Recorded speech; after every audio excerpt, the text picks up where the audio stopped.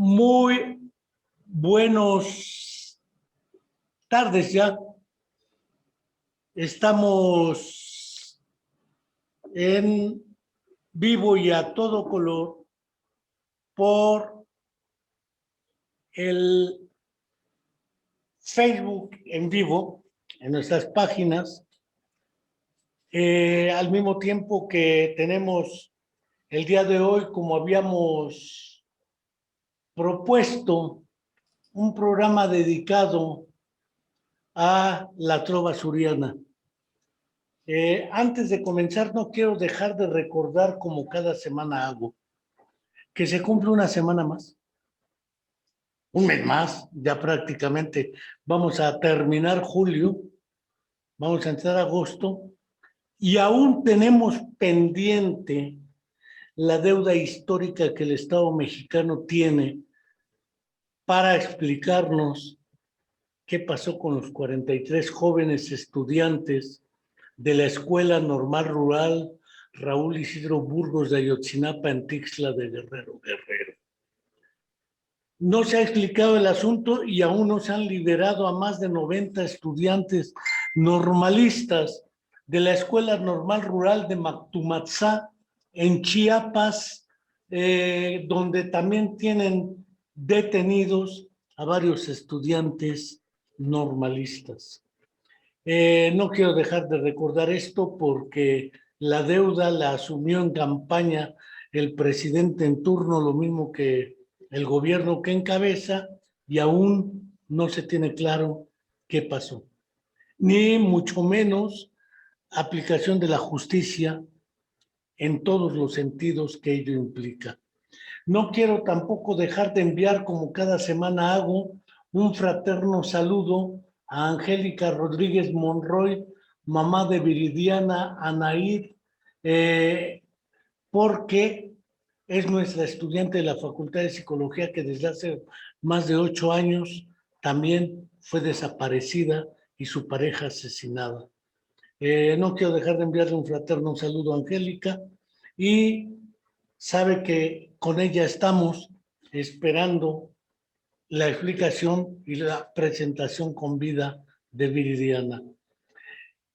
No quiero dejar de agradecer al buen maestro y gurú de estas lides, aunque Isaías Alanís se diga experto en el tema, como cantador tal vez, pero grita bien bonito el Isaías Alanís. Pero el asunto de la trova suriana, del cual nuestro invitado Jesús Peredo Flores es un experto, cantador y además conocedor.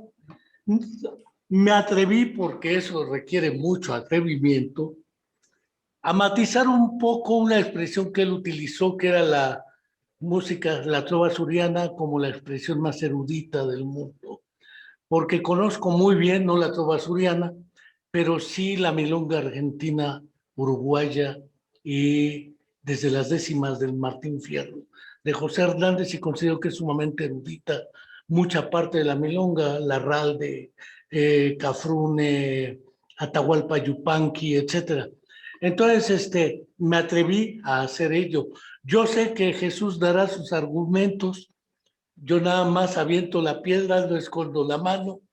A veces, otros más dirían que hay otras expresiones musicales que probablemente no conozcamos y que sean tan eruditas como la trova suriana. Por eso no me atreví a quitarle de las indudablemente más eruditas que haya. Sin embargo, no sé si sea la más erudita del universo. Se me hace un poco gordo el asunto, por eso le quité el del mundo, pero sus razones tendrá Jesús. No quiero dejar de agradecerle su tiempo, su experiencia, y el día de hoy, sobre todo como gente suriana, he vivido un buen rato en Guerrero, algo conozco de esas regiones, pero no es la única región que tiene trova. Jesús mejor que yo lo precisará. Y naturalmente quiero aventarme a vuelo de pájaro unas preguntas porque él empezaría, el propósito es una charla entre amigos más que una entrevista, porque las entrevistas se vuelven hoscas y formales, prefiero así el diálogo entre compañeros. Y naturalmente, para comenzar, te manda saludos el buen Víctor Hugo Sánchez Recendis, el eterno discutidor, y él se dice Torquemada del Facebook, seguramente que sí lo es, el fray Tomás de Torquemada, y dejémoslo ahí. Muchas gracias, Víctor Hugo. Y saludos, doctor. ¿qué es la trova? ¿Qué distingue a la trova de otros estilos musicales? Porque Bueno, mira, Kleinburg ayer planteaba una discusión: ¿qué es más importante en la ópera, la música o la letra? Y el problema de la trova es que es inseparable el tema de la letra, el tema de la tradición, la cultura y naturalmente la música. Cierro mi boquita, sino para que te invito y te dejo el micrófono a tu disposición, y gracias a todos nuestros seguidores que están viendo este programa en vivo. Adelante, Jesús, y gracias. bueno, primero, antes que nada, gracias por la invitación. Me da mucho gusto que pese a las circunstancias, tanto de nuestras vidas como sociales, estemos aquí y que podamos compartir un poco, pues como tú dices, una charla entre amigos más que una entrevista aburrida. Y te agradezco mucho que pongas en la mesa un punto muy importante, que es acerca de la erudición de la que yo hablo en la trova suriana. Pero vamos desde el principio, ¿no? Lo que ha sucedido pues así que en mi vida como investigador, es que pues yo soy músico, ¿no? Y entonces lo que sucedió en mi vida es que alguna vez en los años 70 estaba yo como estudiante en el Conservatorio Nacional de Música, allá en la Ciudad de México, cuando alguien me preguntó que qué música regional había en Morelos, y no supe qué contestar. A pesar de que yo nací aquí en Cuernavaca, y lo que me demostró es que nacer en una ciudad, nacer en cierto lugar, no te hace un conocedor del mismo. O sea, yo he aprendido en la vida el síndrome del extranjero, ¿no? Que siempre sea más el de afuera que tú, porque el que viene de afuera tiene curiosidad por todas partes, ¿no? Y termina sabiendo. Me pasó cuando viví en Cataluña, yo sabía más de la cultura catalana que algunos catalanes, ¿no? Porque yo me metichaba por todos lados. Había catalanes que nunca habían ido a la Sagrada Familia, ni habían ido al Parque Güell, ni a muchos lugares. Y yo me había metichado por aquí y por allá. Y lo mismo pasa en Morelos. Hay gente que no es de Morelos, que conoce muchísimo más de la historia y de muchos aspectos de la cultura asturiana que los propios nativos de aquí, ¿no? Y más ahora que la gente no lee, no se informa y le vale sombría eso, ¿no? Entonces, al no saber yo nada de la música de Morelos, unos años más adelante inicié un grupo precisamente con Isaías Alanís que se llamó Los Huachichilas, ¿no? Y luego la vida dio muchas vueltas, los Huachichilas se fueron organizando de cierta manera. Isaías tuvo sus propios derroteros, y los que entraron, salieron Carlos Sandoval, Marcos Deli, Enrique Torres Sartón, que seguramente algunos de ellos conoces. Y con los Huachichilas un día lanzamos a propuestas de Fernando Leiva, antiguo miembro de Mascarones, que preguntábamos en la radio qué eran las bolas surianas. Y entonces preguntamos en un programa con Efraín, con Efraín Ernesto Pacheco Cedillo, que tenía un programa de radio, y ya preguntamos si alguien conocía las bolas surianas, y se apareció don Félix Cruz, un señor que cuidaba la bomba en Ocotepec, y pues él dijo que lo podíamos visitar y fuimos a visitarlo, y de ahí comenzó, estamos hablando de los años 76 más o menos, 77, y yo me clavé porque me sorprendieron mucho las letras. O sea, ¿por qué me sorprendieron? Porque vengo de la academia, y los académicos, desgraciadamente, solemos soslayar mucho a la gente que no estudió, ¿no? Y al ver que don Félix no había ni siquiera estudiado la primaria, creo, y se aventaba unos corridos con unas palabras bien domingueras, yo dije, ¿qué está pasando aquí? No sé. Y yo pensaba que él era el único, hasta que poco a poco, con los años, él nos fue introduciendo a más cantadores de corridos, ¿no? Hasta que realmente, pues, rasuramos todo el estado, buscando letras y buscando a los corridistas. Y entonces, pues en todo este inter, que pasaron algunos años, fui descubriendo que, pues como te comentaba, primero, la trova suriana, el ámbito suriano es más o menos en la parte donde está la falda del Ajusco o de Chichinautzin, en la parte de la Ciudad de México, es decir, Milpalta, Xochimilco, esta región, ajá, que colinda con el estado de Morelos. O sea, solamente cruzar la montaña y ya están en el estado de Morelos, en Tlalnepantla y en Tlayacapan y toda esa zona. Y resulta que de ahí hay una zona que rodea el volcán, Amecameca y todas esas comunidades del estado de México, y van bajando hasta el sur, pasas por toda esa franja que va desde Tetera del volcán hasta Xochiapan, y se sumerge en la montaña, ¿no? Digamos que es la frontera oriente de la trova suriana, que quizás llegó hasta Puebla, a la ciudad, porque antiguamente se hacían los bajoquintos, que son los instrumentos, ahora se los voy a mostrar, los instrumentos que usaban los corridistas en esa zona, algunos fueron hechos en Puebla, ¿no? En la ciudad. Entonces, esa franja baja hasta la montaña, Tlapa, Olinalá, etcétera, en Guerrero. Se sigue toda esa franja hasta casi pues Iguala y Teloluapan, y alguna línea seguirá hasta Tierra Caliente, incluso hasta Huetamo, Michoacán. Huetamo lo consideramos porque sabemos que venían corridistas desde Huetamo a la Feria de Cojutla el 1 de enero.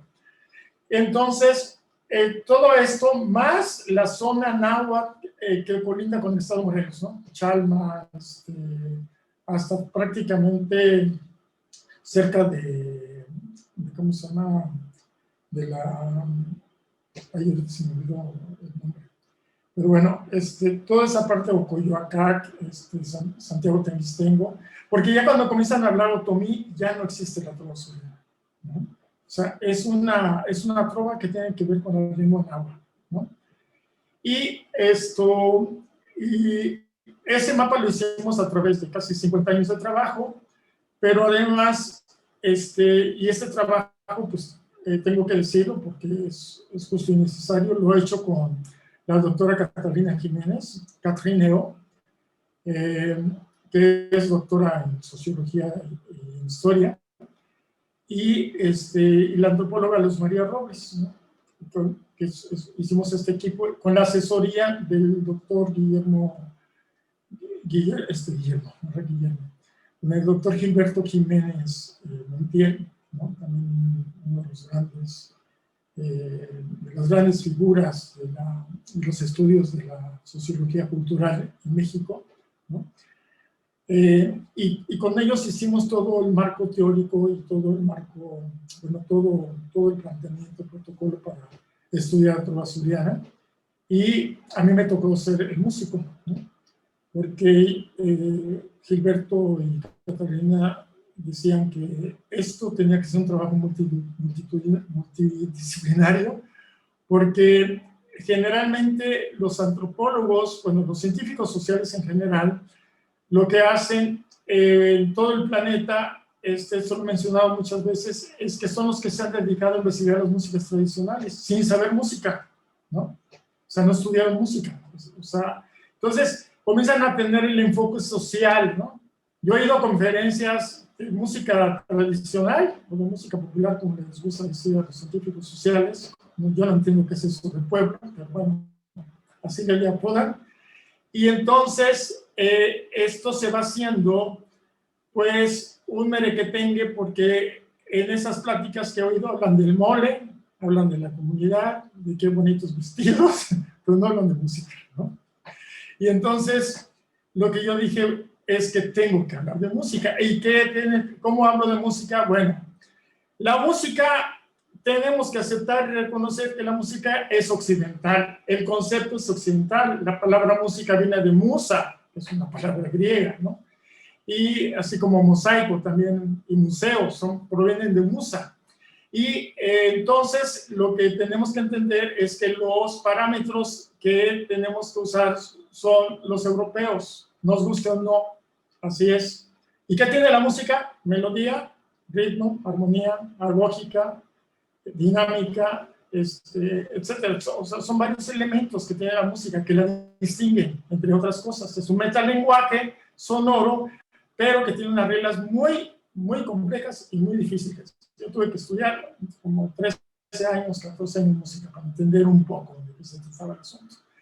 Entonces, lo que me fui sorprendiendo más cuando me adentré con los músicos de tradición oral es que tenían un conocimiento muy amplio de literatura y de música transmitido de manera oral. O sea, y me fui de espalda porque dije, ¿qué onda? Porque uno piensa que solamente con libros uno puede manejar conceptos muy complejos, ¿no? Pues no.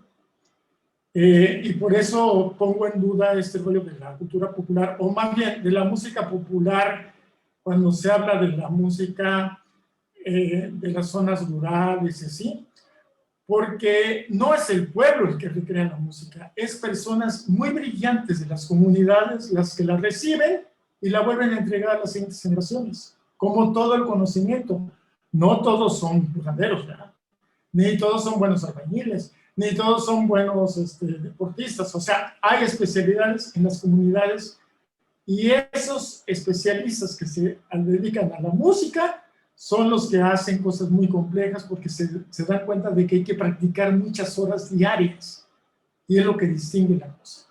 ¿Por qué leí esto? Entonces ya tenemos distinguida la zona suriana, más o menos, ¿no? Es un enorme óvalo, digamos, sur del Distrito Federal, oriente del estado de Morelos con Puebla, norte de Guerrero y la parte que rodea el estado de Morelos del Estado de México, ¿no? Por las dos bandas. Bueno, ¿por qué le llamo erudita? Porque me percaté de que el lenguaje era sumamente complicado. Y usaban palabras muy domingueras, como los digo, ¿no? Y encima, además, estaba el tema que también me comencé a dar cuenta de que los señores les decían corridos, pero de repente yo digo, bueno, este corrido no se parece en la estructura a este otro. Oiga, pero realmente, ¿cómo se llama esto? Ah, sí, Chuchito, es que esa es una bola suriana.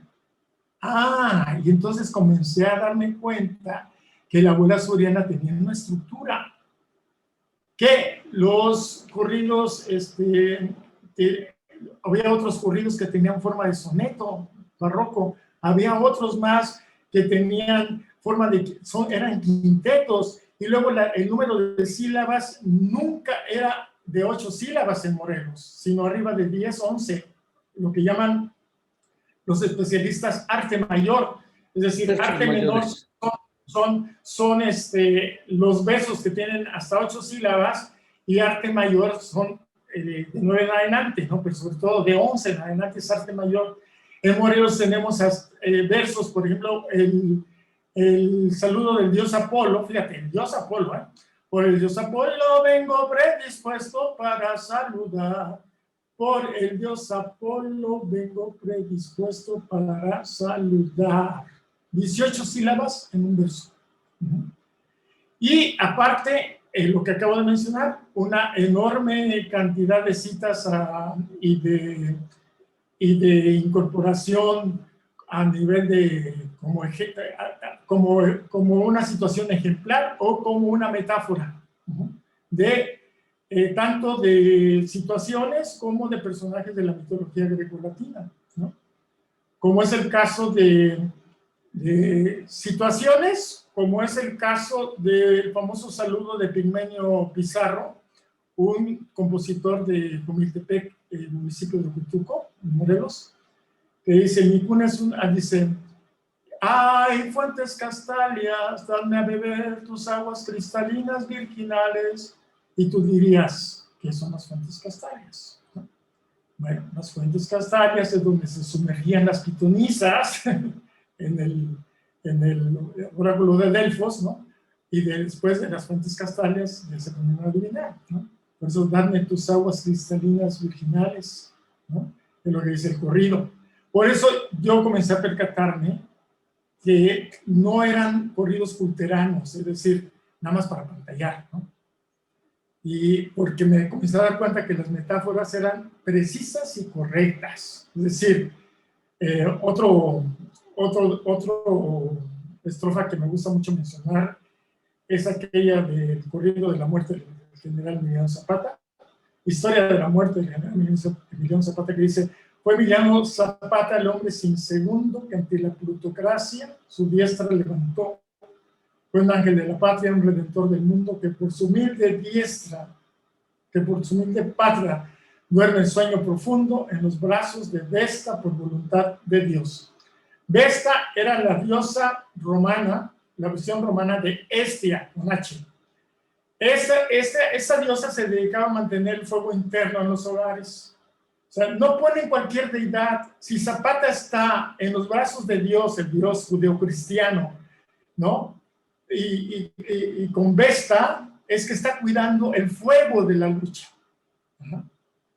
Y en ese mismo corrido, que son versos alejandrinos, o sea, son de 14 sílabas, que yo explicaré más adelante que son versos alejandrinos, menciona a Alejandro Magno, porque los versos alejandrinos surgen de la forma en que se versificó el Román de Alexandro, o sea, el romance de Alejandro Magno de Macedonia.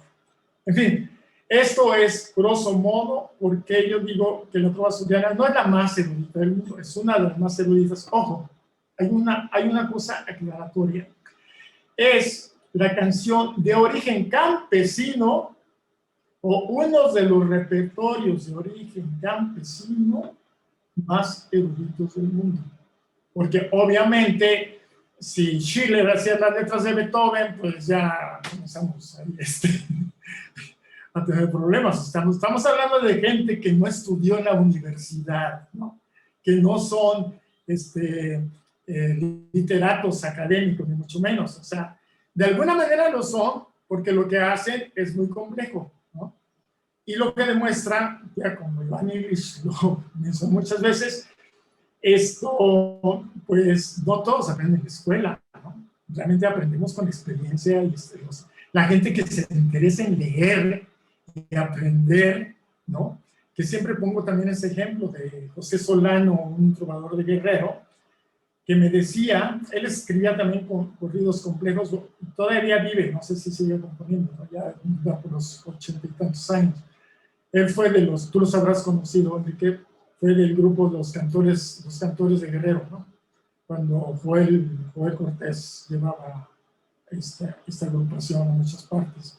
Bueno, pues José Solano, él me contaba que él aprendió a leer y escribir en el lomo seco. Él era pastor en la sierra, allá en Guerrero, y aprendió a leer y escribir en el lomo seco de las hojas de maíz con una aguja de maguey. Y esas son ganas de aprender. Esas son ganas, esos son deseos de saber, ¿no? Entonces, bueno, es lo que puedo decir de inicio respecto a lo que es la trova asturiana. Es curioso lo que planteas, Como sabes tú y muchos de nuestros seguidores, mi formación es de psicólogo. Debo meter un dato entre paréntesis. A Isaías Alanís lo conocí en la década de los 70 en las peñas. Yo iba a las peñas, me juntaba curiosamente con Alejandro Martínez y a través de él con Alfredo Citarrosa, con Horacio Guaraní. Todavía escuché a Jorge Cafrune antes de que lo asesinaran en Argentina.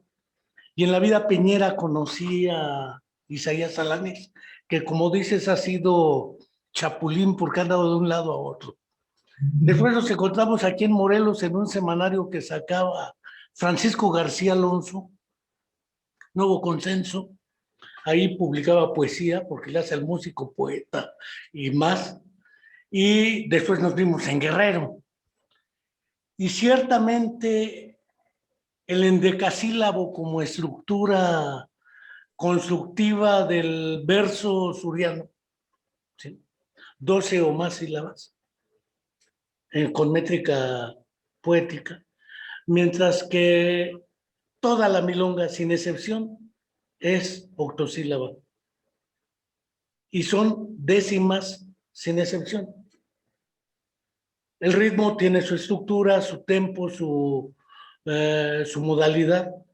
Por eso decía que a veces, y luego, pues en Guerrero, desde el dueto, porque la historia del corrido no es la historia de la trova. El corrido tiene intenciones de todo tipo, pero sobre todo resaltar personajes, momentos, hechos, con cierta estructura musical y diversificación. Pero como psicólogo llevamos una materia que se llamaba psicología social y tenía que ver con un conceptejo que no lo utilizaste de esa manera, que es el de las minorías activas, que generó una discusión. ¿Es el pueblo el que construye esta cultura? ¿O son minorías activas que de ese pueblo recuperan esa experiencia y la devuelven? Esa categoría nunca nos sedujo política, ideológicamente, porque pareciera ser que las minorías activas son las que crean y no necesariamente. Pueden recuperar ciertas cosas. En esta idea del papel de los grandes personajes, hay muchos en la historia del corridismo, de la trova, de lo que es la milonga. Pensaba en el caso de todo José Hernández, Martín Fierro, José Domingo Faustino Sarmiento, toda esa historia, perdónenme la comparación, pero es curioso porque las metáforas de allá, de aquel sur, no son curiosamente las de la filosofía griega, sino son las campiranas y existenciales fenomenológicas. Qué cosa que por acá es otra la historia, ¿sí? Creo que vale la pena. No sé si tengas previsto después mostrarnos musicalmente alguna parte de ello, pero el problema de la tradición ha llevado a escindir la música en dos: la música selecta, lo que llaman la música clásica, indebidamente, porque creo que clásicos era hasta Mozart, de Beethoven para acá venían románticos, y después vienen otras propias clasificaciones, la música sacra, etcétera. Pero para algunos lo culto es lo que se denomina clásico y lo otro es lo popular o populachero.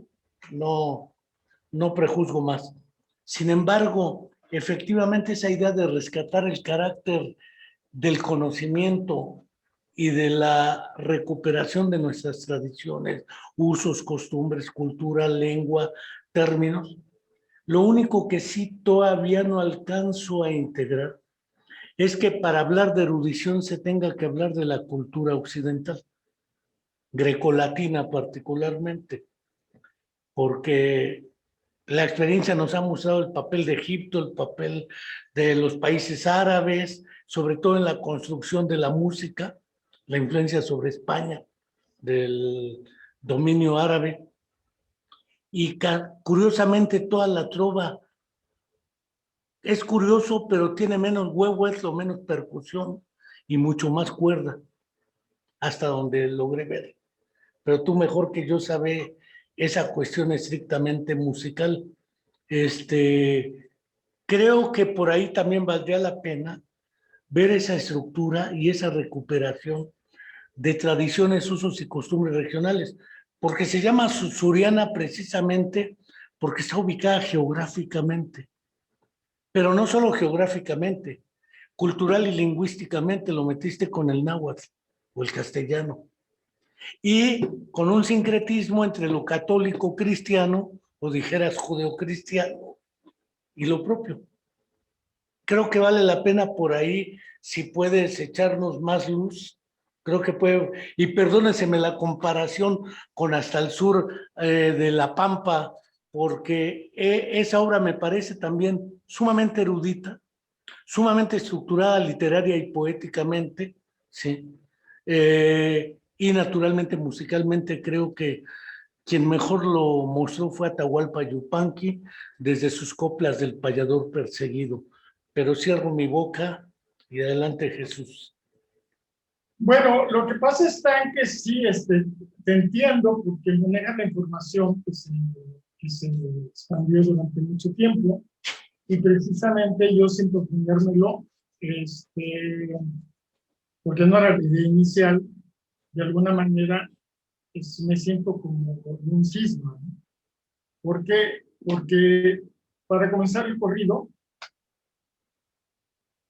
se entiende que es para describir historias o enaltecer o hablar de ciertos personajes, ¿no? Pues resulta que no, no es así. Y es que viene de la idea de Vicente T. Mendoza, ¿no? Vicente T. Mendoza decía que el corrido provenía del comercio español. Entonces, pues yo he puesto en la mesa esta manera de enfocar las cosas, ¿no? Al percatarme que la cosa era muy compleja y que no la entendíamos, se me ocurrió buscar algo que se asemejara a lo que había sucedido, y lo que encontré, y que ha causado cierta polémica entre los investigadores, el término que encontré fue conglomerado. El conglomerado es la palabra castellana para hormigón y concreto, es decir, la mezcla del albañil que contiene grava, las piedrecitas estas, cemento, cal, arena, agua, que al endurecerse con el tiempo lo que hace es que oculta a las piedrecitas. Las piedrecitas son los estilos y géneros, que con el tiempo fueron cubiertos y los desconocemos.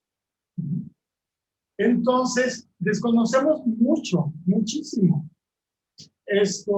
Desconocemos, por ejemplo, que en este país se enseñó música occidental con mucho rigor, con muchísimo rigor, ¿no? Por eso los huastecos tocan así, los calentanos tocan así, los corridistas hacen ese tipo de letras aquí en Morelos. ¿Qué es lo que incidió? Lo que incidió es que donde se creó esa educación musical rigurosa fue donde se crearon los conventos. ¿Y dónde se crearon los conventos en el siglo XVI?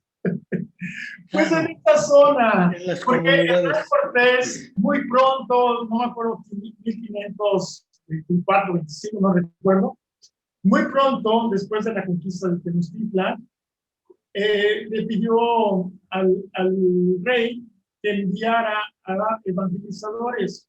Como su confesor era franciscano, los primeros que llegaron fueron franciscanos. Por eso la catedral, que no es catedral en Cuernavaca, sino era un convento, ¿no?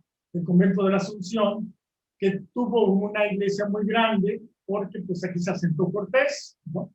Entonces después, hasta fines de la década hasta fines del siglo XIX, por el 94, 1894, 93, fue consagrada como catedral, pero no fue creada como catedral, porque Cuernavaca, y eso me lo hizo ver el arquitecto Alfonso Toussaint, un día me preguntó, ¿tú sabes por qué en Cuernavaca no hay ciudades?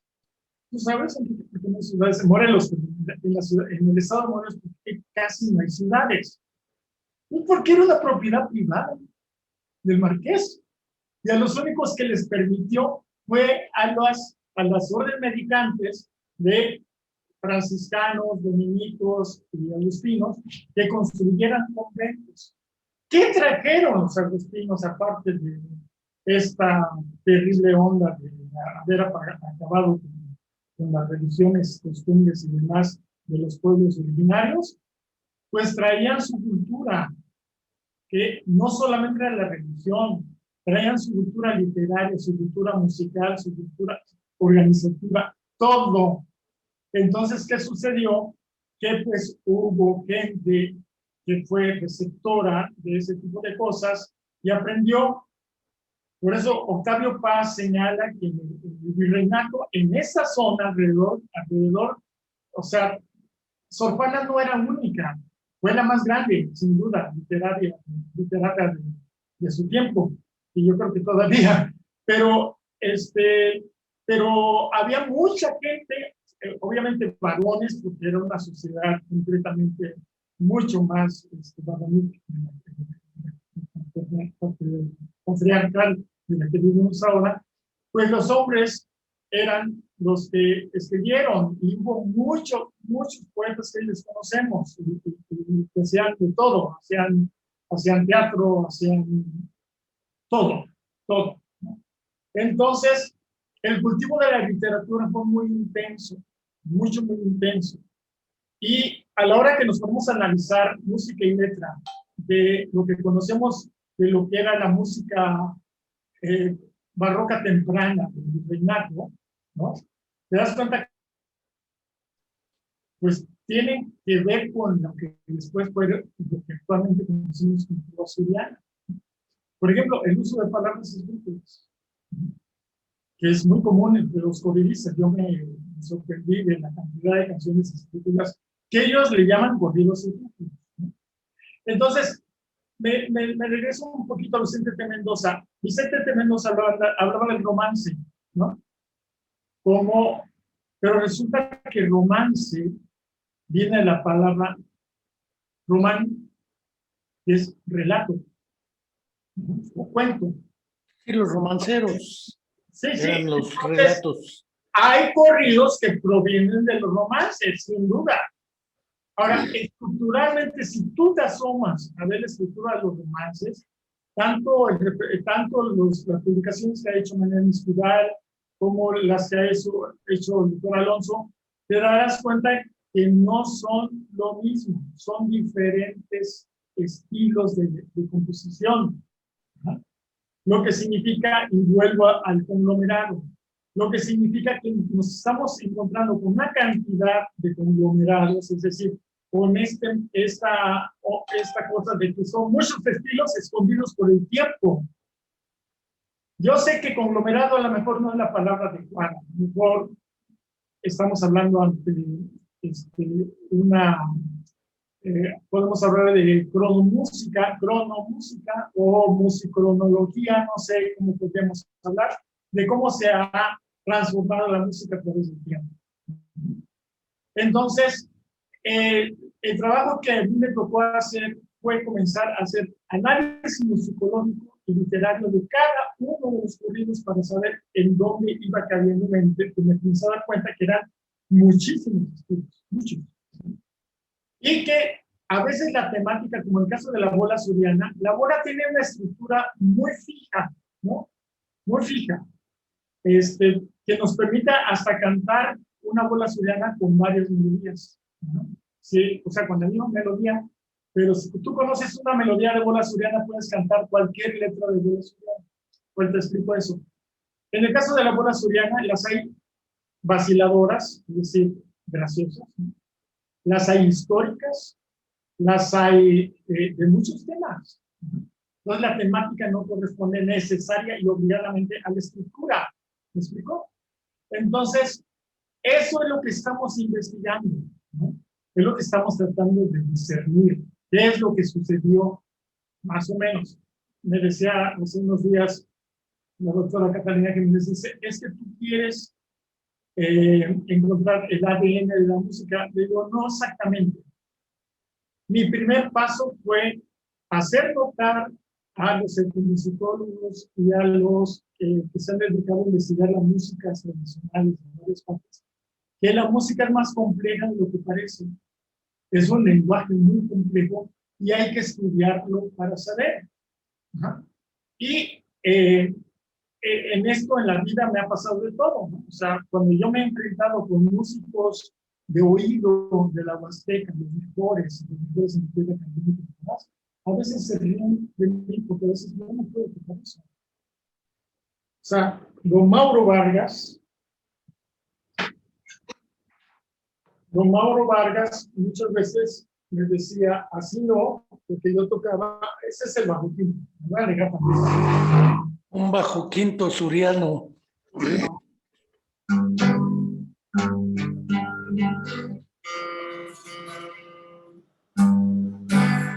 Soy zapatista del estado de Morelos, porque proclamo el plan de Ayala y de San Luis. Si no le cumplen lo que al pueblo le ofreciera, sobre las armas lo haremos de hacer cumplir.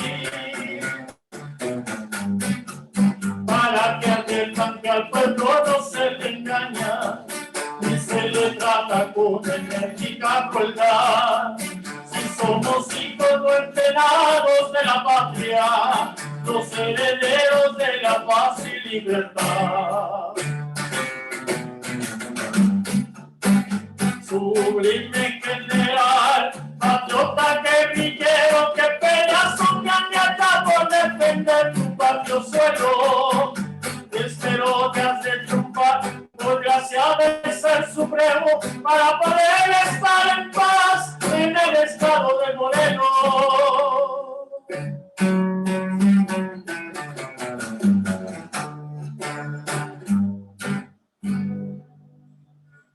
Bueno, pongo de ejemplo esto por un motivo. Me plan con maña, ¿no? El motivo es que es un himno. Yo escuchaba que ritmo zapatista y ritmo zapatista de Marciano Silva y sí. Y no pelaba, pero resulta que tuve la fortuna de estar viviendo como 10 años entre 4 en Barcelona y más o menos 5 o 6 años en la zona de París, en el sur, porque fui músico en el Casino Monte Carlo de unos 5 años. Y entonces esto me comenzó a situar. Y entre tantas cosas buenas de esa estancia, es que me hice muchos libros, ¿no? Muchos libros de historia de la música, especialmente.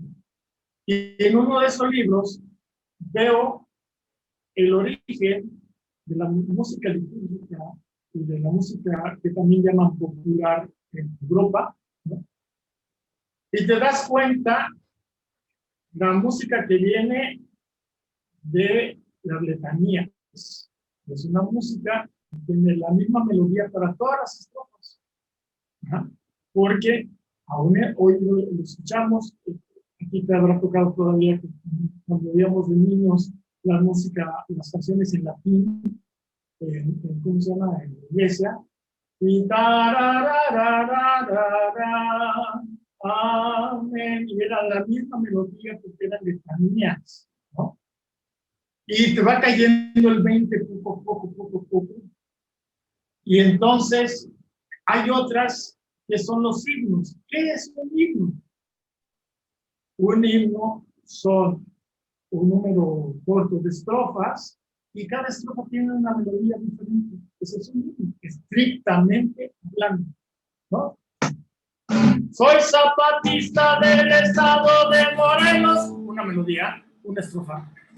Para que adviertan que al pueblo no se le engaña. Otra melodía, otra estrofa. Sublime general, patriota, 3 melodías y cada una de las estrofas. Estrictamente con la regla. ¿Tú crees que no me iba yo de espaldas cada vez que descubrí estas cosas? Decía, wow, ¿qué pasó aquí? Pues vuelvo a repetir, lo que sucedió, ya conociendo músicos de varias partes, es lo estricto que era antes todo. Cuando hablas con los hijos de Mauro Vargas, que me enseñó estas canciones, ¿no? Uno de mis más grandes maestros, que más admiro, porque no sabía leer ni escribir, y se sabía esos corridos que duraban hasta media hora de memoria, con palabras súper domingueras, ¿no? Y entonces, de pronto me comienzo a darme cuenta que, pues, don Mauro en sí es un perfecto humano, ¿no? Porque cómo es que logró esa inteligencia que tenía, pero además me cuenta Nacho, sus hijas también, me llegaron a contar, pues, Nacho es el hijo de don Mauro, me contaban que don Mauro llegaba del campo a las 5 o 6 de la tarde, y a esa hora cenaban o merendaban y se ponían a ensayar como 2 horas diarias todos los días, o 3 horas antes de dormir. Ya lo alucinaban, ¿no? Decían, no, es que mi papá además era bien estricto, porque si te desafinabas ya te estaba regañando, y así te enteras. El maestro Palillo, con quien tengo ahorita un video ahí, que acabo de subir de una grabación hace 4 años, me contaba el maestro Palillo, maestro de actividad criando, de Tierra Caliente de Juchiclán, director del grupo Juchiclán, que su papá, él comenzó tocando la tamborita de Taroca, y que su papá en pleno escenario, cuando se equivocaba, le daba una patada en las pantorrillas. No estoy justificando, estoy hablando de lo riguroso que era y la exigencia de tocar bien.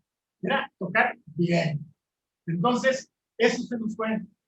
Digo, vemos las letras de los reggaetones, y vemos los raps y demás, ¿no? Y es cuando te das cuenta que se perdió la educación musical. Digo, cada quien sus gustos con el reggaetón y la música banda, por respeto, pero no tiene nada que ver con el rigor con el que se crearon las músicas del Trópico de Cáncer. Es curiosamente interesante lo que planteas. Muchas cosas sumamente documentadas. Yo recuerdo muy bien porque me hice con monjas 10 años y 3 en curato, cantos gregorianos, ¿Sí? La misa en latín, la letanía, todo lo que era los rosarios en latín, también tenían su lógica, ¿sí? No tengo duda, bajo estas circunstancias, una triádica relación, el estilo, un conceptejo que Bakhtin utiliza a la hora de hablar del lenguaje y la comunicación. No dices lo mismo en todos los estilos. Hay una relación estrecha entre contenido comunicativo y estilo comunicativo. Pero hay un elemento curioso que inusualmente se investiga: la intención comunicativa. Indudablemente quienes componen bola suriana, corrido o lo que compongan, tienen una intención. Hablo más allá de la intención económica, prestigio y demás, que forman parte de la famosa pirámide de Abraham Maslow. Hay una relación estrecha entre cerebro, emoción y música, y memoria. Por lo menos 2 trabajos que conozco relativamente bien. Uno es el de las alteraciones de la capacidad de reconocer o producir la música como consecuencia del daño cerebral. A esta madrola los neuropsicólogos le llamamos amusia. Le dices a alguien, canta el himno nacional, y te dice, mexicanos al grito de guerra, pero no la puede cantar. Es curioso que la letra la dice, pero no le sale musicalmente. Hay fenómenos inversos, ¿sí?, que no pueden decir la letra, pero sí pueden tararear, en el caso de la afasia, o de determinado tipo de afasias. Pero hay un caso muy extraño que es el de las alucinaciones musicales, en personas que se van quedando sordas de adulto. Y había un caso reportado por el neurólogo Oliver Sacks de alguien que alucinaba sin poder parar la novena de Beethoven.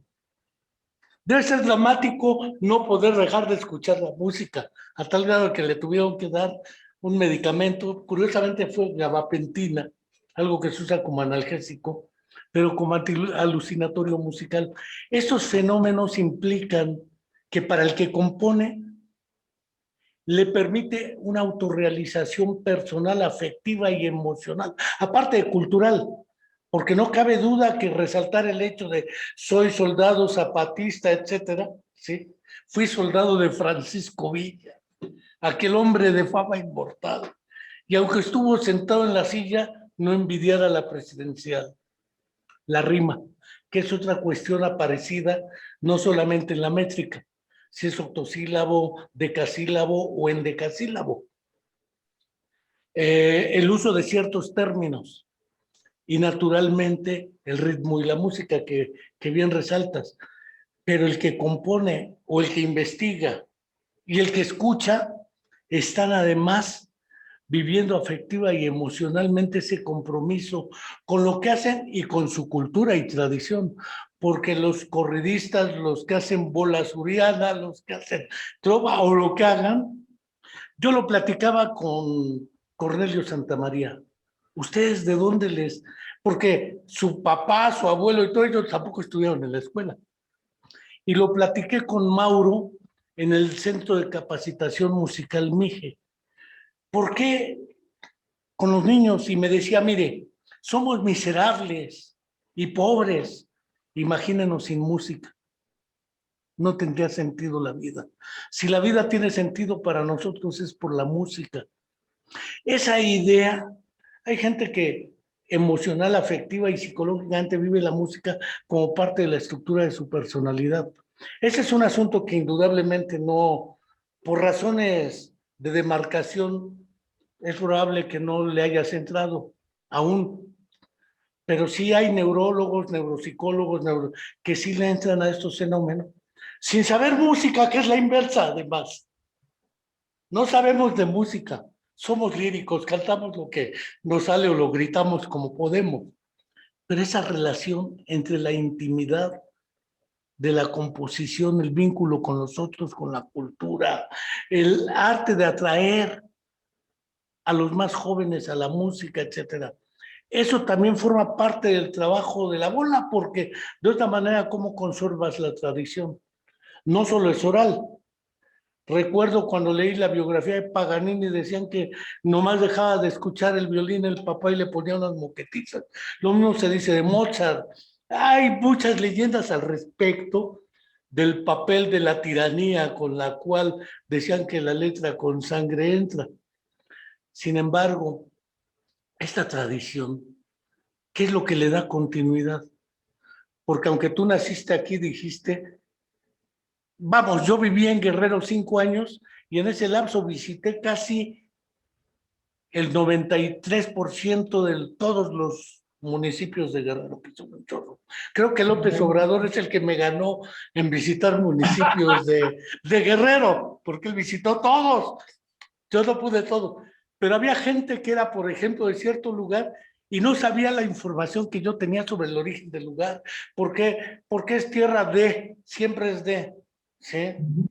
Huitzuco de los Figueroa, Chilpancingo de los Bravo, Acapulco de Juárez, Tecpan de Galeana, etcétera. Parece ser que siempre hay alguien que es el propietario de la región cultural, histórica o económica y caciquilmente.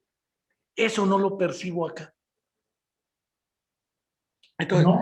Eso está recuperado también en la música. El papel de los curas, pues la cuerda no existía aquí.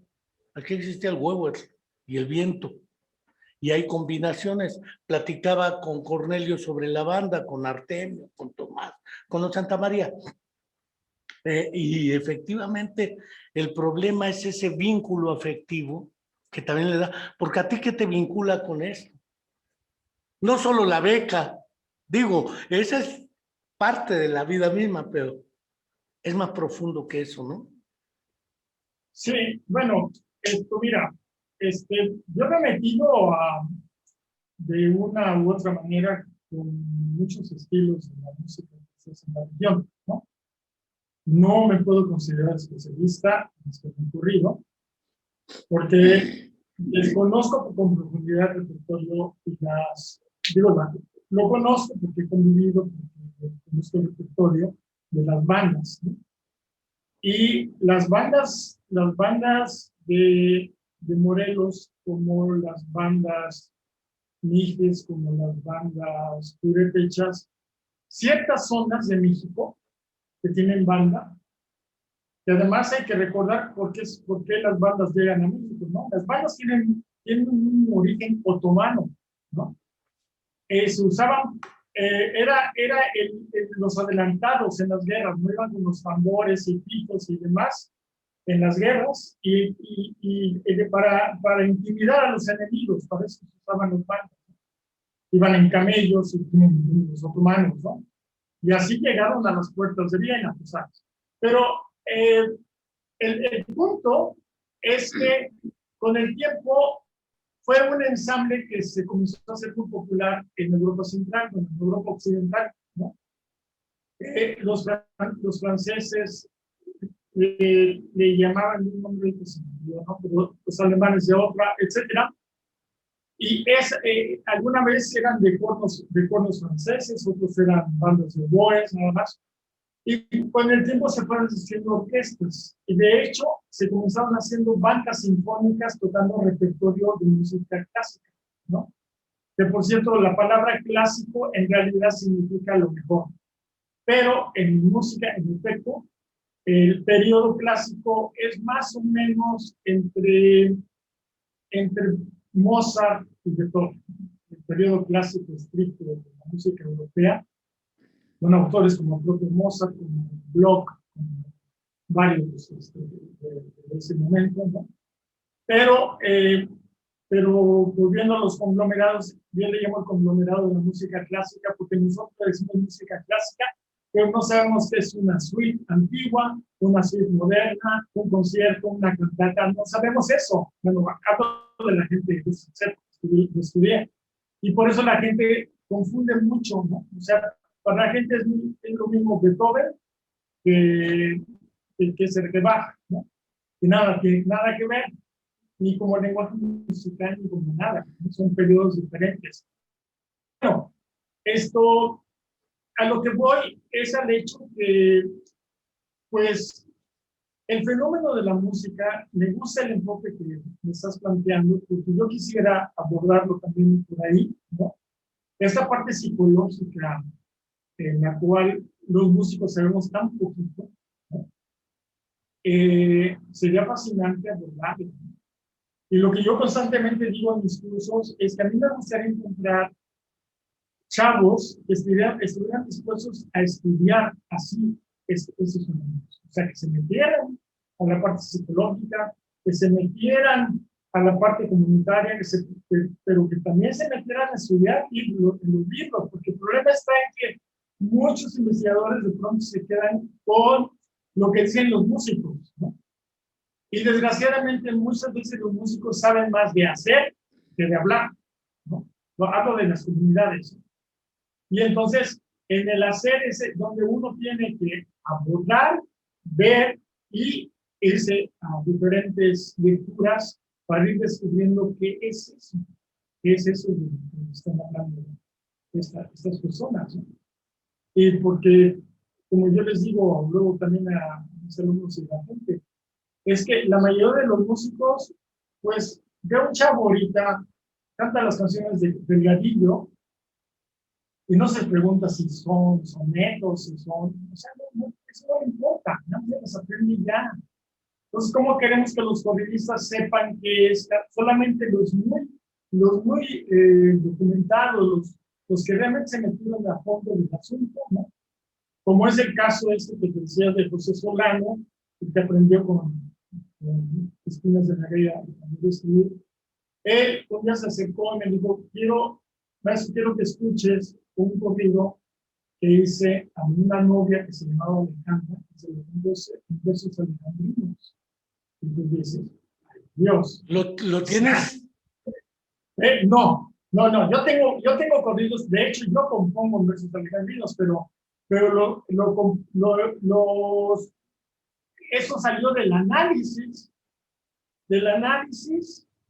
de la historia de la muerte general de Mendoza. que es eso. Y siempre cito ese corrido precisamente porque pues ahí está todo el rollo, ¿no? Después de aquel apóstol, don Francisco y Madero, del gran Jesús de Juárez ingrato se burló, al ver hecho un despojo y caído por el suelo, alzó. Bueno, ese corrido,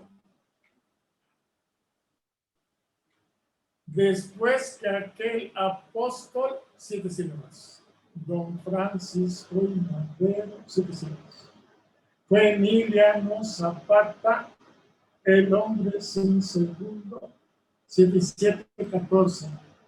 Este famoso romance de Alejandro está escrito en ese número de sílabas. Y son 2 hemistiquios. Los hemistiquios son frases, bueno, son un conjunto de sílabas que tienen el acento en el mismo punto. Fue Emiliano Zapata, en este caso, en el segundo B, en la segunda sílaba y en la sexta sílaba. El hombre sin segundo, ¿no? Pero uno de los versos, de los poemas alejandrinos más famosos es el Nocturno al Rosario de la Tumba. Pues bien, yo necesito decirte que te quiero, es el mismo rigor de sentencia, todo. Es curioso que saques el Nocturno al Rosario, porque para mi gusto es la manera más inverosímil de empezar un poema. Pues bien, además empezar con la intención comunicativa. Yo necesito, empieza con el yo. Luego marca el destinatario, decirte a ti. Marca el contenido, decirte que te quiero. Con todo el corazón. Es una metáfora la del corazón clásica, que es tanto lo que sufro, que es mucho lo que lloro, bla, bla, bla, bla, bla. Después se dio un tiro el propio Acuña. Sin embargo, esa estructura versificada, no solo en métrica, que va desde octosílabos, sino la estructura de armar ya lo que son las partes, el soneto, por ejemplo. 2 cuartetos, 2 tercetos, 3 cuartetos, un dístico. Es curioso porque he visto toda clase de sonetos, Sor Juana, Garcilaso, etcétera, ¿sí? El mismo Vinicius de Moraes, que hace un soneto con 6 dísticos.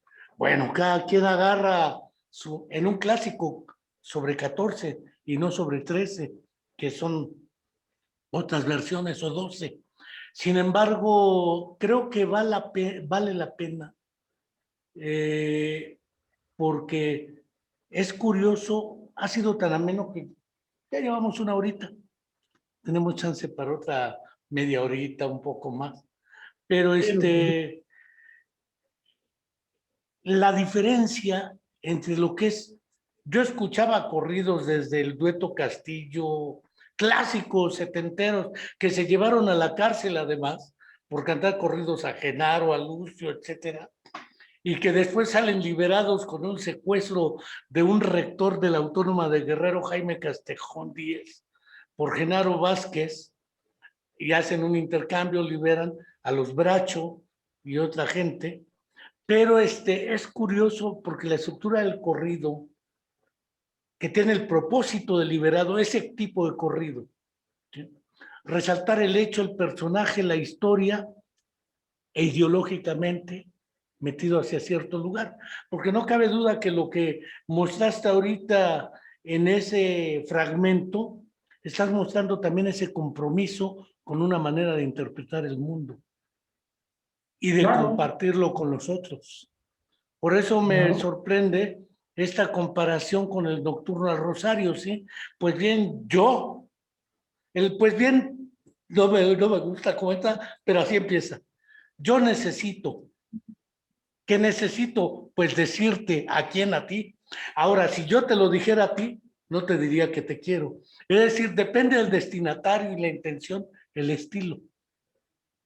Todo eso ha sido poco analizado porque a la hora de ver no es lo mismo la estructura neuropsicológica del acto de componer que del acto de escuchar. Claro. Porque el sordo, ahora que han traducido a lenguas de señas la música, es curioso cómo se representarán los sordos congénitos la música, porque como sabemos Beethoven acabó sordo, todavía compuso la séptima estando sordo, la novena, el violín concierto opus 61 estando sordo, y uno dice cómo le hizo.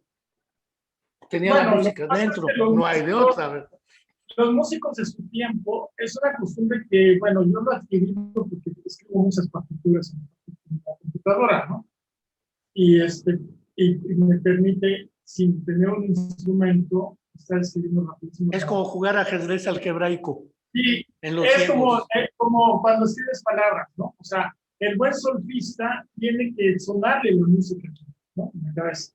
Y Beethoven, cuando se quedó sordo, ya tenía un adiestramiento y un talento de toda la vida. Entonces, y su sordera no era una sordera total, sino sonaba así más o menos. Una hipoacusia profunda. Sí, no era una total sordera, ¿no? Si bien es cierto, como dice en la anécdota, que hubo que, en el estreno de la novena, hubo que llegar ahí y voltearlo para ver cómo estaba produciendo a ver el público, ¿no? Pero bueno, ese es un fenómeno. Aquí el punto es que sí hemos estudiado un poco la intención.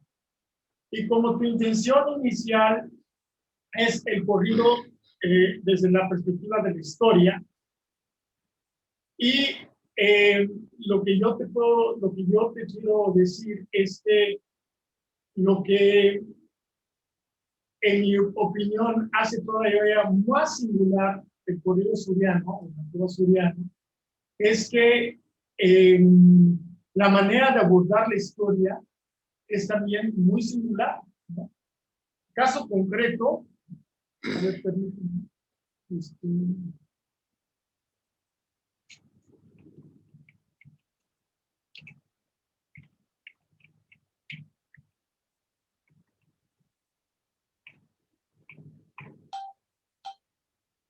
caso concreto es esta, por cierto, es una bola, ¿no? Que se llama la bola de Tlaltizapán, y que viene muy a cuento a lo que va a suceder en unos cuantos días de la celebración de esto, ¿no? ¿Me permites que les comparta pantalla a nuestros escuchas? Compartir pantalla, varios participantes. Ya estás. Ya puedes compartir. Sí, ya. Entonces, esta bola, antes quiero hablar de esto, ¿no? Los corridos tienen, la mayoría de ellos, no todos, ¿no? Como vimos el himno zapatista, cada estrofa tiene una música diferente. En el caso de la bola suriana, tiene esta estructura, o sea, las estrofas nones, es decir, la estrofa 1, 3, 5, etcétera, le llaman canto. En mi opinión, es posible que se estén refiriendo al cantus firmus, que es la melodía principal, ¿no? Porque esto proviene de una tradición completamente de la música que hoy llamamos académica. Y luego las estrofas pares, las 2, 4, 6, etcétera, se llaman descante, es decir, es probable que venga de la palabra discantus, que son de las primeras formas de polifonía que se hicieron allá por el siglo XIII, más o menos, particularmente en Notre Dame, ¿no? La catedral de Notre Dame, sur de discantus. Entonces, bueno, aquí tenemos aquí están compuestas las sílabas, ¿no? 12 sílabas, 8, 12, 8, gigante, Y 8 sílabas es una copla el descante, no son 8 sílabas en cada verso, ¿no? Y aquí es muy interesante, te vuelvo a repetir, el 13 de agosto de 1916, las fuerzas federales, ya al mando cuando ya era presidente Venustiano Carranza, aunque Morelos se considera el gran asesino del pueblo, y que es, bueno, ya sabes quién, pues resulta que llegó el ejército, tuvieron un enfrentamiento con los zapatistas. Los zapatistas en ese momento tuvieron éxito en ese enfrentamiento, pero las fuerzas federales mandaron por refuerzos y los zapatistas se recularon. Esto en Tlaltizapán, Morelos, ¿no? Y entonces lo que sucedió fue que cuando llegan las fuerzas federales y no encontrar a los zapatistas en el cuartel general de Tlaltizapán, lo que hacen es que van sacando a todos los que estaban, que eran mujeres, niños y mayores, personas mayores de ambos sexos, y a todos los degollaron a 400, más de 400 personas, ¿no?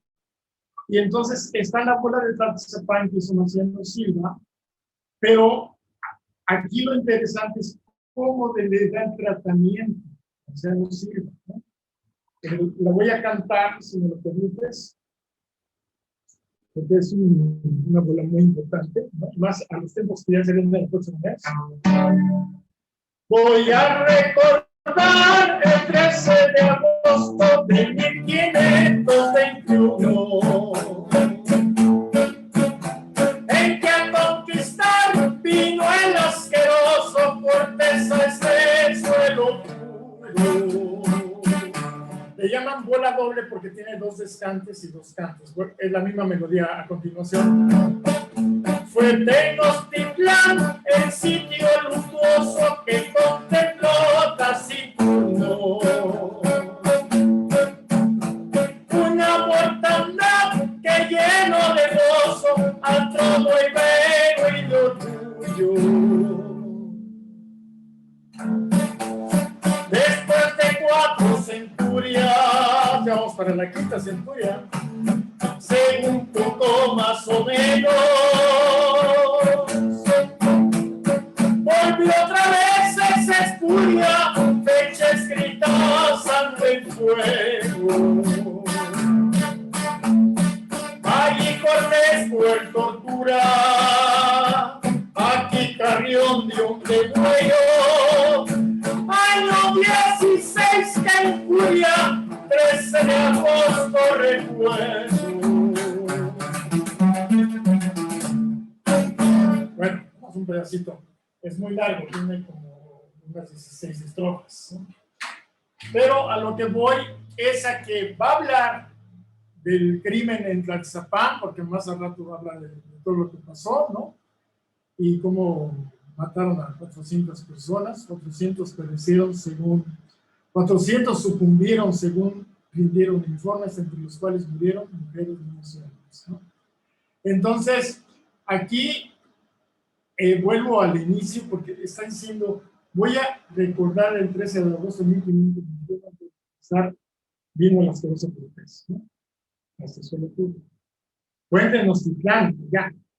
Pero cuando comienza a hablar de las referencias, dice, allá Cortés cruel tortura. ¿A quién torturó? Pues a Cuauhtémoc, le quemó los pies, ¿no? Aquí, Carrión, o sea, el militar encargado de la maniobra, dio un degüello, año 16, 1916, que ocurre 13 de agosto. Entonces, esto habla también del conocimiento que tenían de la historia esos periodistas, ¿no? Ahora, Marciano Silva, Catalina nos había encontrado en el Archivo General de la Nación, hubo una carta dirigida, bueno, de Marciano Silva dirigida a Emiliano Zapata en esos tiempos, ¿no?, de la guerra, en el cual le está diciendo, general, le envío el corrido de tal y tal y tal cual. El tal corrido todavía no se lo envío porque estoy recabando información, de toda Chilpancingo específicamente. Entonces, era muy informado. ¿Para qué? Para que la gente estuviera enterada. Entonces, sí cumplieron un papel muy importante los periodistas, tanto los trovadores, que eran los que componían, como Marcelo Silva, como los publicistas, es decir, aquellos como Mauro Vargas, que no componía, pero se aprendía los corridos de novia y los cantaban. ¿Por qué? Porque el propio Marciano Silva decía que su arma no era el fusil, sino era la pluma. Entonces, es muy fascinante. Y ante esto también hay otra bola suriana muy, muy particular, ¿no? Que es, que siempre la cito porque a mí me sorprendió. Esta bola, esta bola suriana,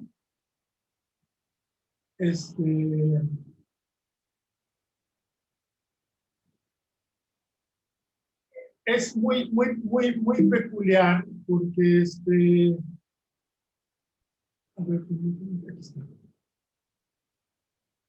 Por el lenguaje y las citas que hacen. Y aquí es lo que tú hablas, ¿no? De lo que se dice, cómo se dice y para quién se dice. Esta bola la encontramos en un cuaderno manuscrito por Martín Ursúa, y todos los correos están fechados hasta 1909, más o menos, en 1911, no recuerdo, en Condacatepec, Morelos. Hay que recordar que la guerra en Morelos, la guerra civil, es decir, que ahora llamamos la Revolución Mexicana, esta guerra civil inició en Morelos hasta 1911, o sea, no en 1910, en 1910, que fue la llama de Madero, porque se levantaron en armas la población el 20 de noviembre de 1910, pero no sucedió eso, sino hasta en los meses siguientes, ¿no? Entonces, esta bola que les voy a compartir a continuación, si me lo permites, es lo mismo, ¿no? Es la misma melodía que acabo de cantar, es una bola suriana, y el metro es idéntico, ¿no? Y entonces, voy a recordar la melodía que acabo de decir. Voy a recordar el 13 de agosto de 1521. Así era el corrido anterior, la bola suriana anterior. Dice: Dios es del Olimpo, numen excelsos, prestadme vuestra elocuencia, para que mis rimas en melifluos metros obtengan digna indulgencia.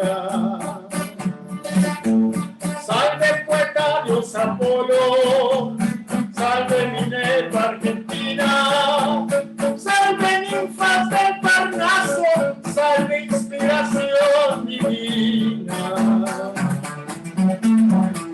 Bueno, muy largo, ¿no? Está hablando, si se fijan en las estrofas del lado derecho, de Antonio Maceo. No está hablando de Fidel Castro, ¿no? Porque es la guerra que hizo Cuba contra España. Apenas se estaban liberando de España, en 1895, ¿no? Ahí es, al final, aquí dice, a 3 de febrero del 95, o sea, 1895, viva Cuba libre, gritó Soberano, ¿no? Y entonces, y bueno, y como se percatarán al final, pues están aquí en la estrofa, en el cante 16, del lado derecho. Hoy se están trabando entre ambas potencias, se está hablando desde los gringos contra los españoles, ¿no? Que entraron aquí y los gringos se quedaron con la isla. La revolución de Fidel trató de Espero liberar.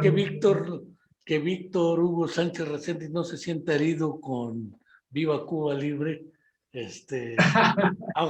aunque Antonio Maceo y Máximo Gómez siempre fueron muy bien citados por Fidel Castro, por los Castro y por el actual encargado de los destinos de Cuba. Pero a ver qué nos dice Víctor, que no van a ser procastristas teleológicos. Bueno, es que ahorita es difícil tener esta mentalidad idealista de Pues, Cuba. Es obvio. Azarel Franco, Lázaro Sandoval, Antonio Socoyotzin, Miguel Santibáñez, varios han estado mandando Muchas saludos, gracias y comentarios. saludos a todos. Entonces, muy... aquí te darás cuenta que en la primera estrofa, en el cante, número 1, sí, está hablando de los dioses, está exhortando a los dioses del Olimpo, y después vino una palabra que dice númenes, que poca gente sabe que numen es Dios, y como tú sabes, en literatura no es permitido decir, nombrar la misma palabra para la misma cosa, entonces se tiene que estar cambiando como sinónimos. Entonces, es curioso, es curioso el estilo porque empieza pidiendo recursos para poder expresar lo que quiere expresar. Me recuerda a las primeras estrofas del Martín Fierro. Aquí me pongo a cantar al compás de la vihuela, que el hombre que lo desvela una pena extraordinaria, como el ave solitaria con el cantar se consuela. Pido a los santos del cielo que alumbren mi pensamiento. Y naturalmente, en esta idea, cada quien está pidiendo a donde puede los recursos para compartir con otros sus ideas, pensamientos, sentimientos y el estilo que es indudablemente, dijeras tú, casi de un maestro rural. Sí, bueno, pero Martín Fierro es una serie de poesías, pero no es, no, aunque aquí es al revés, está inspirado en la filosofía de los campesinos. Que por cierto te quería mencionar, ¿no? Esto, ¿no? Que tú conoces muy bien.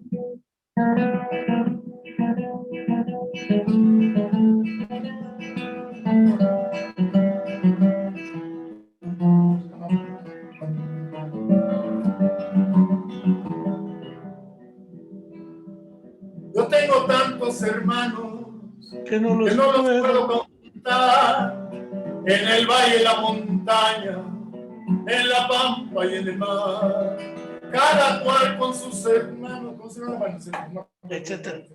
Es que lo que pasa está en que a mí también me influyó mucho la música filosófica, y yo no les gusta a muchos amigos, entre ellos a Víctor, cuando uso la música inteligente, es decir, la música que pasa por mucho razonamiento, ¿no?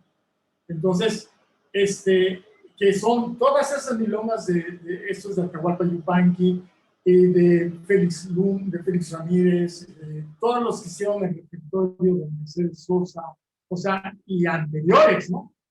Martín Fierro, etcétera.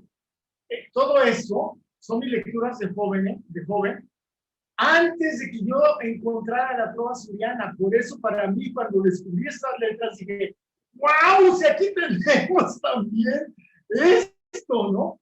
Y por eso me entusiasmé, me clavé. Aparte que en esa época, Luz María Robles, que en esa época era mi pareja sentimental, ella me decía, ella me coscorroneaba mucho y decía, ¡escucha las letras!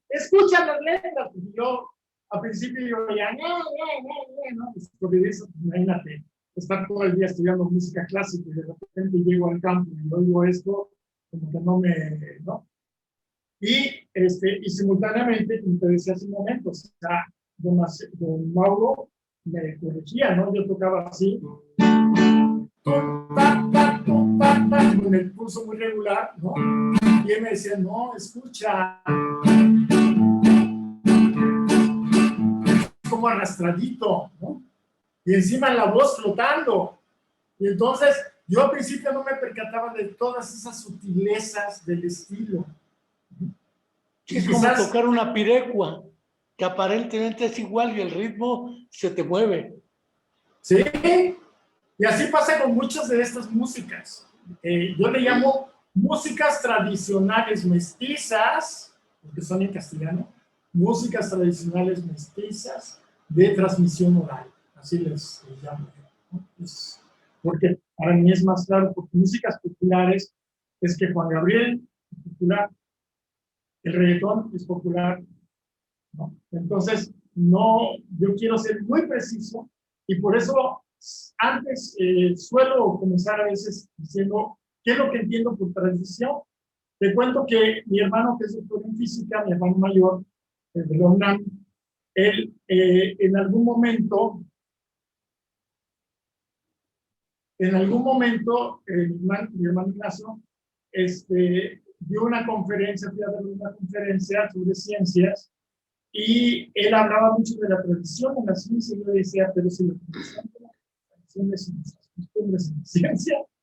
Y entonces fue cuando me enteré que la palabra tradición viene de tradere onis, que es la acción de entregar a otros, ¿no? ¿Y qué entregas? El conocimiento. Por eso hay la tradición. Por eso yo ya no uso tradición como costumbre, y es que es tradicional y irnos de pedos después del partido. No, eso no es tradicional, es una costumbre y no sé qué tan bueno sea. Bueno, eso es otro asunto.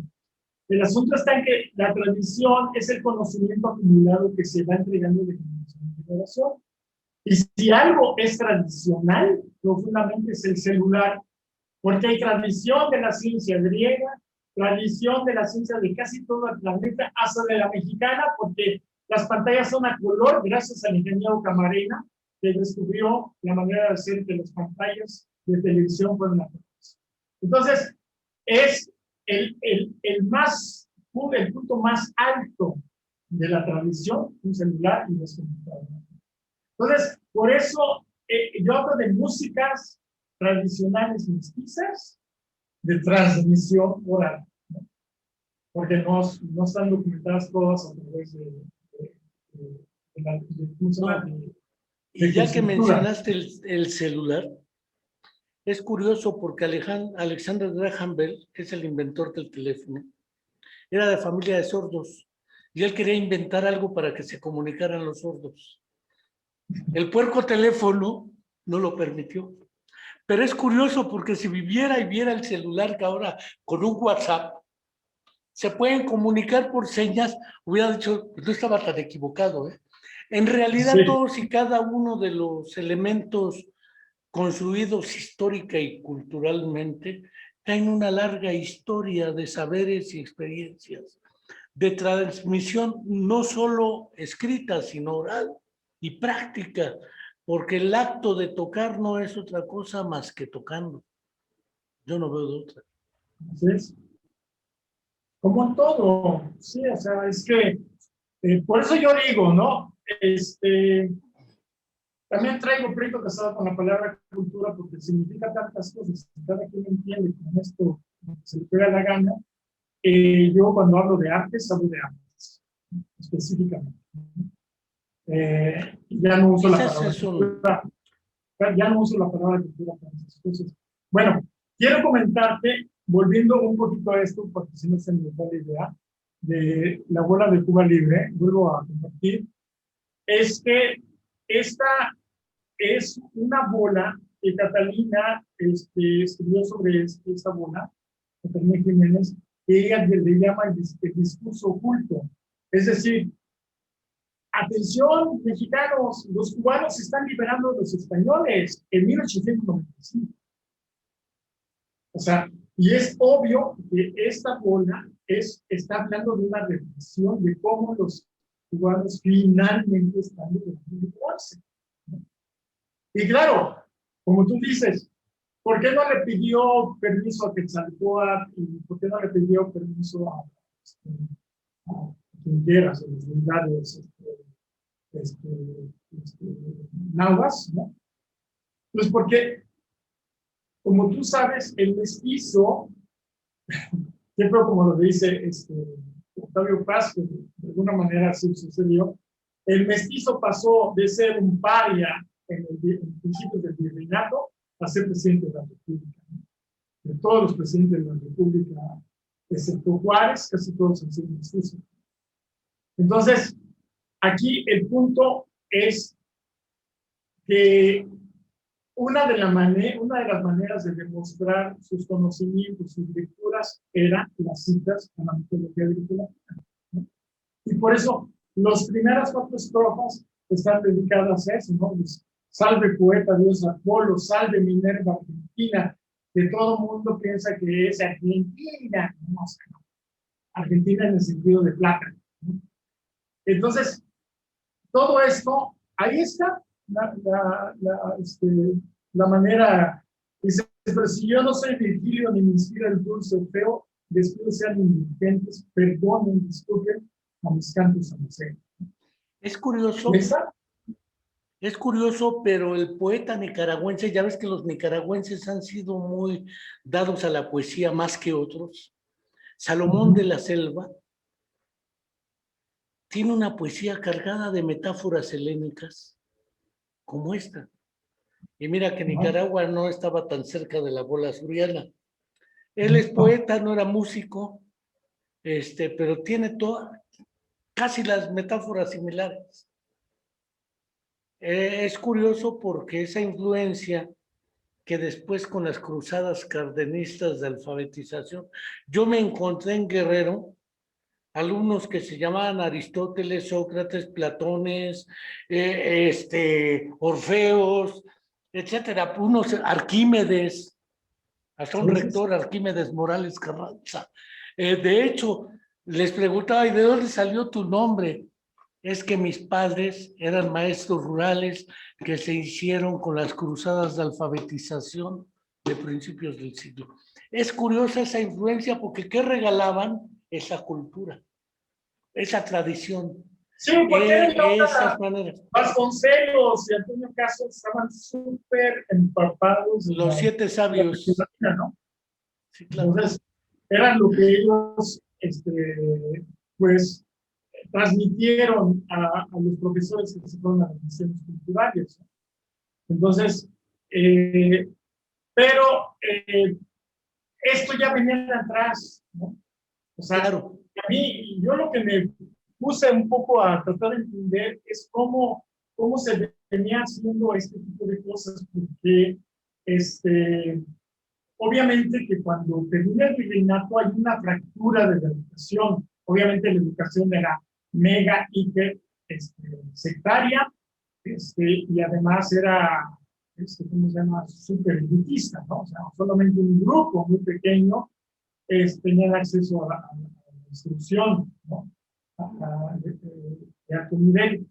Y claro, con la independencia, seguramente que se comenzaron a preguntar qué seguía para educar a la población. Pocos se los plantearon, ¿no? Hasta la fecha, tú sabes que la mayoría de los políticos mexicanos, de manera siniestra, consciente o de manera ignorantes, no le han apostado a la educación en serio. Digo, solamente este periodo pequeñísimo de las misiones culturales, que se trató de alfabetizar a todo el país, y fue muy criticado porque también por el hecho de que a las comunidades indígenas se les estaba obligando a aprender castellano, en lugar de respetar sus propias lenguas maternas, ¿no? Entonces, todo esto es muy complicado. No es tan fácil llegar y nomás por mis pistolas ahora van a hacer así las cosas, ¿no? ¿Sí? La historia nos lo ha demostrado. Y una de las cosas que me sorprenden es que precisamente Alejandro Magno, el francés, porque hay varios Alejandro Magnos, el del romance es el de Alejandro Magno de Macedonia, pero hablo de Carlo Magno, Carlo Magno.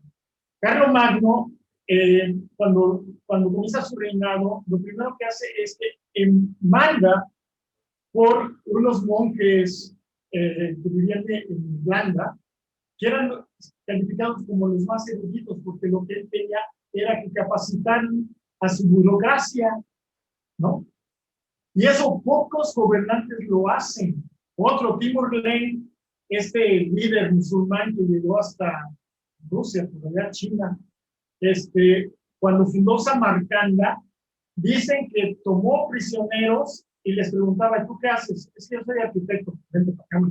¿Y tú qué haces? Es que yo soy astrónomo. Y a todos los que tenían conocimientos, los fue apartando para construir la ciudad.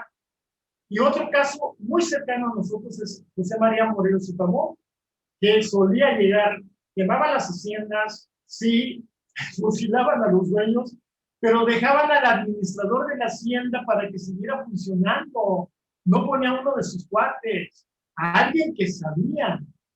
Y eso es lo que de pronto muchos políticos lo ignoran. En lugar de poner a sus cuates y pusieran a alguien que conoce del tema con profundidad, o hacer a gente que conoce, pues otro gallo pintaría.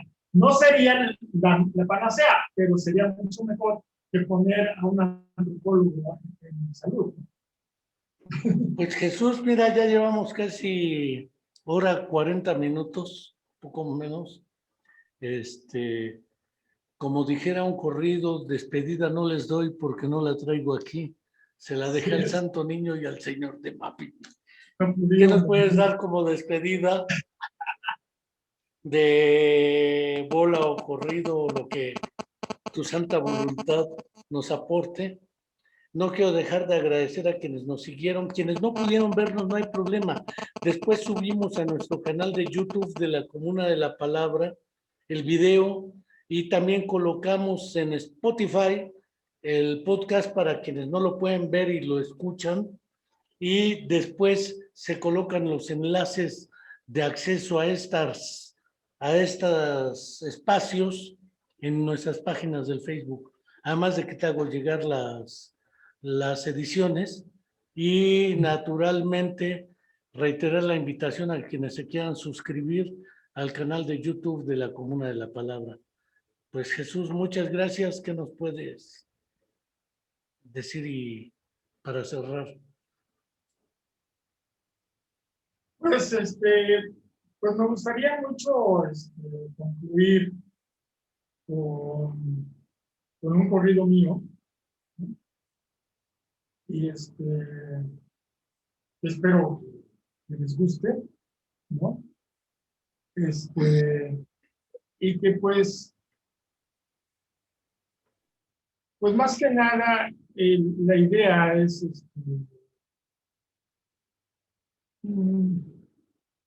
pues mantener un poco viva la cuestión de la tradición de Morelos, ¿no? Y bueno, hay un corrido, voy a cantar bien solamente un pedacito, porque es muy largo.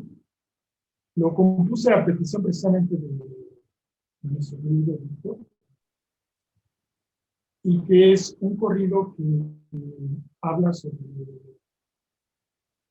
sobre uno de los personajes más interesantes desde mi perspectiva, ¿no? Que es este hombre que se llamó Agustín Lorenzo. Y Agustín Lorenzo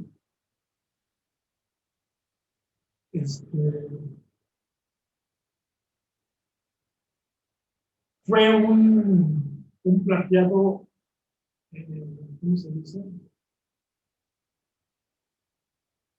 Fue un plateado que se supone que hizo pacto con el diablo, ¿no? Entonces, pues espero que les guste. Es muy largo, pero sí me gustaría mucho cantárselos, porque pues incluye todo, ¿no? Es un corrido que es con toda la tradición suriana, ¿no? Me refiero de que el número de sílabas es largo, ¿no? Y que además tiene como particularidad, digamos, esto, que es un corrido esdrújulo, ¿no? Pues bueno, pues sale, a ver qué nos parece, ¿no?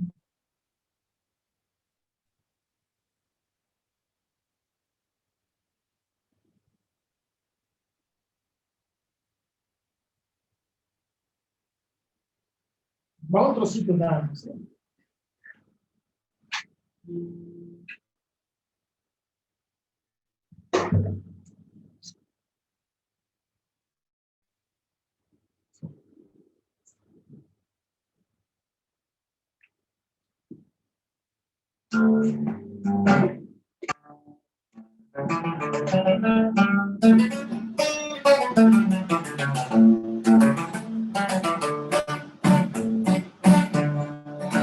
Cuando yo era niño siempre nos juntábamos con mi tío Francisco, que era muy simpático, porque nos contaba historias fantásticas de Agustín Lorenzo, el charro malévolo.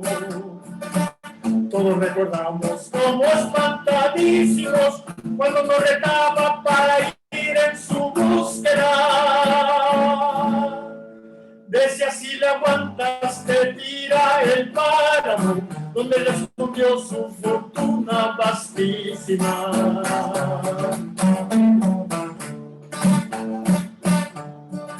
En efecto, cuentan que en tiempos pretéritos hubo una figura con poder satánico. Agustín Lorenzo era su onomástico, pero no se sabe si este era auténtico. Entre los senderos de montes altísimos, vendrá Macazapa, su pueblo indígena. Dicen que Agustín encontró una víbora a la que tronzó sin piedad y sin pánico. Perdón.